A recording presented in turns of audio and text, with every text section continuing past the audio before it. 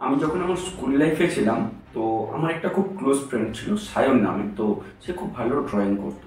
তো water colour করার সময় আমি একদিন দেখলাম ভুল করে তার কালারের টিউব থেকে বেশি করে একটু কালার তার পেপারের উপরে পড়ে গেছে। তো সে কি করলো না, একটা বড় ব্রাশ বার করলো, তাকে জলে ভেজালো এবং সম্পূর্ণ কাগজটার উপরে ওই কালারটাকে স্প্রেড করে দিল। তারপর দেখলাম ওই যে ডার্ক ব্লু কালারটা ওটা একদম লাইট হয়ে গেল, হালকা একটা লেয়ার থাকলো। তারপর সে কালারটি কি সুন্দর বাকি সমস্ত কালারগুলোকে লেয়ার বাই লেয়ার ভাবে করতে থাকলো, ধীরে ধীরে ডার্ক করতে থাকলো ছবিটাকে এবং শেপ দিতে থাকলো যে যার জিনিসটাকে। তো আমি এই জিনিসটা দেখে একটা জিনিস বুঝতে পারলাম যে আমরা যখন কোনো কঠিন টপিককে বা কঠিন বিষয়কে শেখার চেষ্টা করি, অ্যাজ এ স্টুডেন্ট আমি জানি যে এরকম অনেক সাবজেক্ট রয়েছে, এরকম অনেক টপিক রয়েছে যেই টপিকগুলো আমাদের মনে রাখতে কষ্ট হয়। তো আমরা কিভাবে সেই জিনিসটাকে মনে রাখতে পারবো? তো আমি বলবো যে ঠিক ওই ড্রয়িংটার মতোই, পেন্টিংটার মতোই আমাদেরকেও লেয়ার বাই লেয়ার আমাদেরকে পড়াশোনা করতে হবে। তারপরেই গিয়ে আমরা সুন্দরভাবে অ্যাট লাস্ট মনে রাখতে পারবো একটা টপিককে।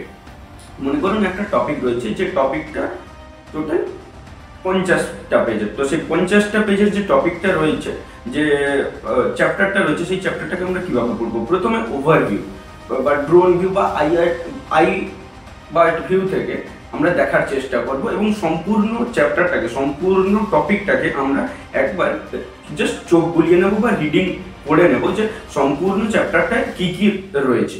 তারপর আমরা তার যে বুলেট পয়েন্টগুলো রয়েছে সেইগুলোকে একবার রিডিং পড়বো প্রতিটা হেডিং ধরে।